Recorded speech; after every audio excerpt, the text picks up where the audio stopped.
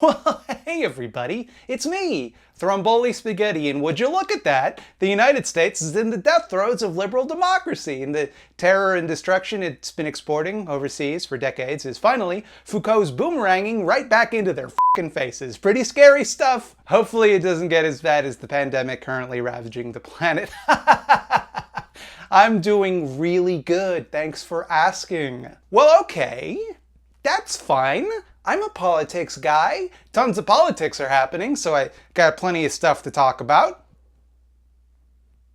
So naturally, this week we're going to talk about an episode of the Hulu series Ramy that I thought was pretty good. I wrote in the script just now to do a fart noise, little fart that indicates disappointment. Part of my job is knowing the critical place to put a fart sound effect. That's the thought slime difference.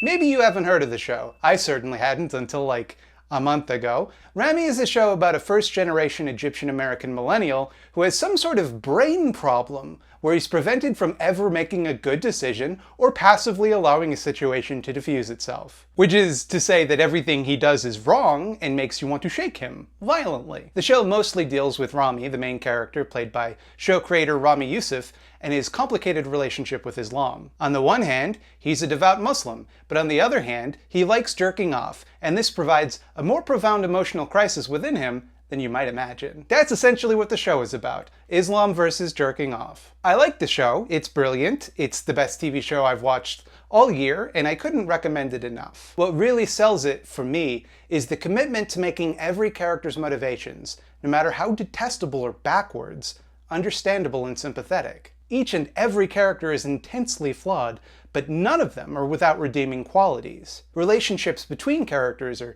textured and dynamic. When they argue, you really understand both positions, even if one is ultimately presented as the more correct position. The show isn't afraid to take sides, mind you, or make certain ideas or attitudes look foolish or dangerous. But it does so with this kind of gentle understanding that bad social attitudes are the product of fear and anger, not just some people being inherently morally bad. Take, for example, Ramy's uncle Nassim, a chauvinist anti-Semitic asshole who constantly belittles male characters for their perceived femininity and asserts a very gross sense of ownership over Ramy's sister's Dana's body. Dina, going to the beach? Nassim is not a character you're meant to like, though the actor does such a good job giving this performance that he's kind of got this bombastic quality that's hard not to appreciate. But he's often set up to be the foil to Dana, who has big fuck yeah type moments where she gets to stand up to him and tell him off. But in the episode where we're introduced to Nassim, after having alienated everyone in his family, unknowingly, and made an ass of himself for the whole episode, Nassim makes Ramy pull over to confront a man assaulting a woman so he can intervene. And they do make the situation just a whole lot worse, and the woman ends up going home with the man anyway. But Nassim explains to Ramy that what truly matters is that they stopped to do the right thing. What matters is we did the right thing. Ramy, we protect the women not because we don't trust the women. We protect the women because we don't trust the men. Nassim is not an evil guy. He's just a guy with a lot of bad ideas and prejudices that make him behave in repulsive ways. Despite everything, he does believe in helping people, and he does care about his family in his own toxic and abusive way. Now let me stop here and make it clear that the show does not apologize for or soften the impact of Nassim's shitty behavior. When he displays his prejudices and sexism, the show makes it explicit that he is wrong and doing harm to people. But he's still a human being, and human beings are all kind of mixed bags of good and bad qualities. If we expect all prejudiced people to behave like evil monsters all of the time, that's pretty unrealistic and might cause us to assume, oh, that person couldn't be prejudiced. They're not a flesh-eating monster. As you might imagine, prejudice and its impact is a recurring theme on this show about a Muslim American in the 2020s. It comes up a lot. Sometimes in surprising ways, like when Ramy is shocked to discover that his father, Farouk, has been pretending to be named Frank at work and actually takes a drink of whiskey just to impress his boss. Or when Ramy is caught having slept with a married woman from his family's mosque because he's just so bad at making decisions about anything. Just Ramy, just one good decision, Ramy, please. And after a long and painful lecture about how disappointed he is in Ramy's behavior, how Ramy has betrayed the principles he attempted to instill in him, how Ramy proves his grandfather correct about the United States being a morally corrupt influence that will turn Farouk's children into bad people, his father concludes, "At least you're not gay." And that's just left to hang in the air. This long lecture about how Ramy is failing to live up to the moral standards of his ancestors ends with a reminder that those ancestors weren't necessarily the most moral people either. Like everybody else, they had their blind spots. The episode I really want to talk about is the 6th episode of the 2nd season, titled They. I think when you hear me talk about this episode, you'll understand what makes this show so special. This episode follows Ramy's mother, Maisa. She's studying to become an American citizen out of a strong desire to vote Donald Trump out of office. She's done most of the work and only has the citizenship test left, which she's been preparing for months, doing little flashcards and stuff. The guy at the immigration office tells her that her application should be a softball as long as she stays out of trouble for the next couple of weeks. Maisa is immediately embarrassed to not know the expression softball, and commits it to memory to appear more American and uses it throughout the episode. She also, rather unhelpfully, explains to 2 other people in line at the immigration office to practice their English as it will help their chances of becoming citizens, only to find out that they're natural citizens, therefore a DUI. See, Maisa is a bit of a Buttinsky. She means well, but throughout the series, she's constantly telling people what to do and sticking her nose where it doesn't belong. When she returns to her car, she sees that her Lyft account has been suspended. A previous episode, which was also a masterpiece, established that she uses Lyft as a way to feel less lonely by talking with her passengers. It also established that she often gets bad reviews for being accidentally rude, intrusive, or just racist. This makes her freak out because she thinks the immigration office will contact Lyft, killing her chances of becoming an American citizen. And everyone tries to explain to her that that's not how that works, but she's a boomer and she doesn't really get apps. She starts having surreal nightmares where Ruth Bader Ginsburg blames her for allowing Trump to fill the vacancy she would leave on the court. This episode came out before Justice Ginsburg died. Maisa tells Dana about all the rides she'd given before her account was suspended to narrow down who it was that reported her. Among the passengers was a non-binary person named Sophia, who Maisa completely fucked up talking to. At first, Maisa asks them if they're going to a costume party, which is not a good start. Maisa, being familiar with Caitlyn Jenner, then assumes that Sophia is a binary trans woman, and in a really misguided attempt to display her support, gives them advice about how to groom their eyebrows. Sophia gets out of the car and walks the rest of the way. Dana tells her mother that she basically did a hate crime, which doesn't calm her down because she thinks like, oh, I can't do crimes or I won't be able to become a citizen. Dana explains the concept of being non-binary and what it means to misgender someone to her mother. Doesn't really seem to get it, but knows that she did something offensive. So, to set the situation right, Maisa unwisely stalks Sophia, having their address from having been their Lyft driver, and confronts them in a bar to apologize. She explains, quite bashfully, that she didn't know what she was doing and she meant no offense. And up to this point, the audience has been pretty firmly on Maisa's side, understanding that she obviously didn't know what she was saying, and although you or I would know better, she was just ignorant, not malicious. She continuously calls Sophia they as a name instead of a pronoun. She clearly is confused about the situation. Hello, they. Sorry?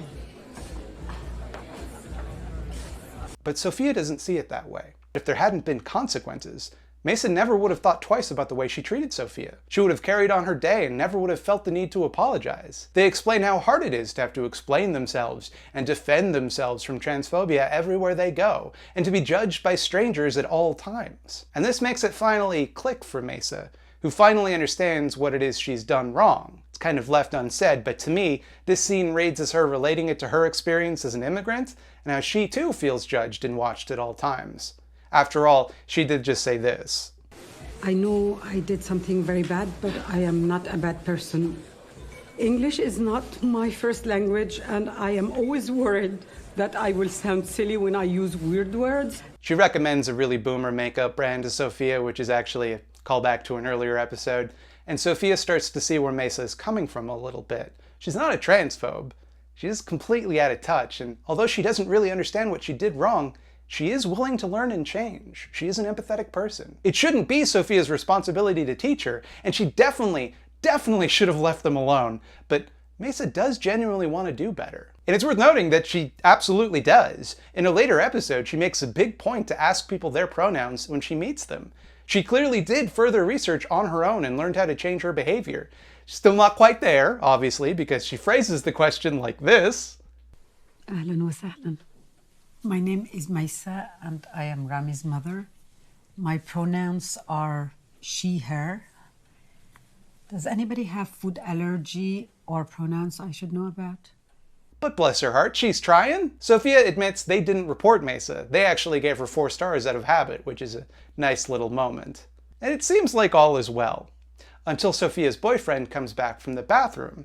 And at first, he's friendly and polite to Mesa, until he figures out who she is and starts yelling at her and getting aggressive to defend Sophia, who tries to get him to stop because he doesn't get the context of the situation. They'd already kind of worked out the conflict. Anyway, he calls the cops on Mesa and actually stops her from leaving the bar, which of course freaks her out because her citizenship is on the line. She calls Dana, who shows up to lend a hand, and the cops let her go when Sophia and their boyfriend decline to press charges. Dana tells her mother off for having to constantly speak her mind about every little thing, how her constant judgment and criticism makes her just as mean as Donald Trump, who she claims to hate. And Maisa explains that becoming a citizen was important to her because it was the first time in a long time that she felt like she was learning something to improve herself. She felt it was her opportunity to follow in Dana's example.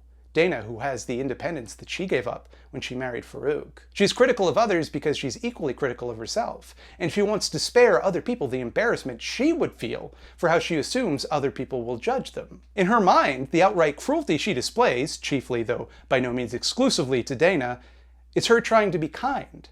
Her trying to protect Dana, but ultimately just doing the exact thing that she's trying to protect her from. She puts herself in the shoes of others, then judges them by what she'd be afraid of being judged by, thereby accidentally discovering and insulting people according to the things they're likely to be the most sensitive about. And that's a very profound and compassionate observation. Maisa is not a mean person. She's not a cruel person. She's an insecure person. She projects her insecurities onto others, and that makes her say and do shitty things. The episode ends on a high note when Mesa becomes a citizen and has a little monologue telling Trump, "I'm nothing like you and I'm here to stay." It's a nice little happy ending. Now I should mention, like, every episode of this show is this good, but I love this episode in particular because it has such a good attitude toward what it means to hurt people and what it means to apologize. See, when you hurt someone, of course, from your perspective, it might feel like you did nothing wrong. It might seem like someone got upset at you for nothing. A real apology must therefore include some element of understanding, because how can you apologize for something you didn't understand that you did? But also, sometimes apologizing is the wrong thing to do. Sometimes an apology doesn't help the person who's been hurt, and whether or not you're genuine, it's better to leave that person alone and let them think of you what they will. Sometimes an apology, even a very sincere apology, is just a way for the apologizer to make themselves feel better, and just puts the hurt person in the position of reliving and excusing the pain caused to them. And although the intent of malicious prejudice and genuine ignorance might be completely different, the effects can be the exact same.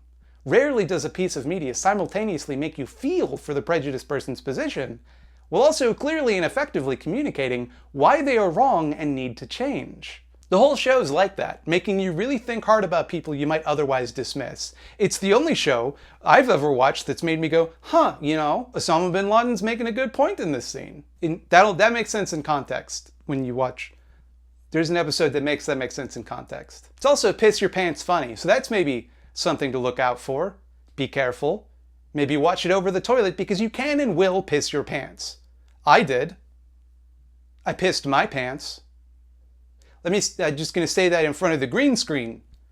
So you have clear audio of me saying that, and you can use that however you wish. I pissed my pants.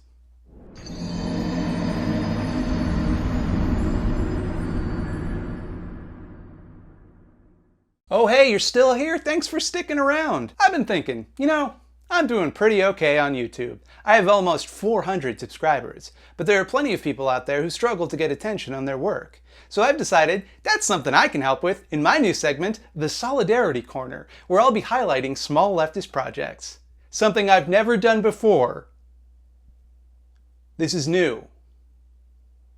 For our inaugural project, we'll have the video The Religious Right, Judeo-Christianity, Capitalism, and Anti-Semitism by Kenzie Lutece. I actually wanted to highlight this one last week, but then I thought, you know, probably not a great idea to end a video about fascist militants by encourage everyone to go watch this video by a Jewish woman about anti-Semitism. That might cause problems for her.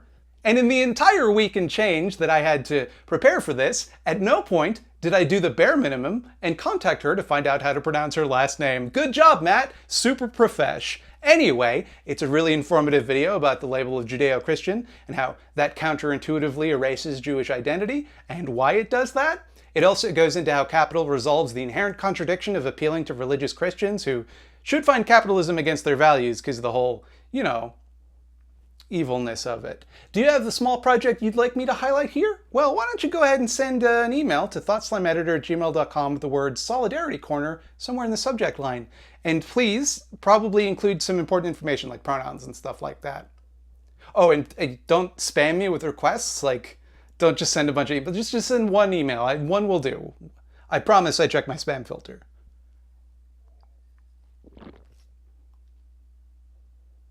Boy, there's got to be a more interesting way to do this. Oopsie daisies, everybody. I made another YouTube video. Oh, heck, aw dang. There it was. You watched it. Hey, if you liked it, you know, I don't know if I've ever mentioned this before, but you can go ahead and like and subscribe here on Thought Slime. That's a joke. Obviously, every YouTuber says that all the time. But also, the thing people don't tell you, but I'll tell you because I'm the only one brave enough to say it, is you can give me money over at patreon.com/thoughtslime. The mainstream media doesn't want you to know that. I'm being silenced, and here's my opportunity to tell you that's where I go to get the money, and if you can give it to me there. Do you like what I do? Do you like this shit? Then you can get more of it over at youtube.com/scaredycatstv. Only the difference there is it's not going to be whatever this is. It's going to be always about horror stuff. So that's why it's a different channel. But the new videos come out there on Tuesday. But I stream every Thursday too. Twitch.tv/thoughtslime, and here on youtube.com/thoughtslime is another thing that I do. And finally, some other housekeeping. My camera's making a weird noise. Don't know if you can hear that. I'm doing a little buzzing noise. Hopefully that's not picking up on the audio for the whole video. That would be really annoying, wouldn't it? Oh boy! Everything's going really good in the world, and I hope that you're reaping the benefits of that with how good everything is. I hope that you're doing great. Because who wouldn't be? In this, oh boy, it's every day I look at the news and I'm like, yes, this is what I wanted to see. That's sarcasm. I actually find it quite troubling, the events of the past few weeks. That should be clear to everyone who is familiar with me and my work.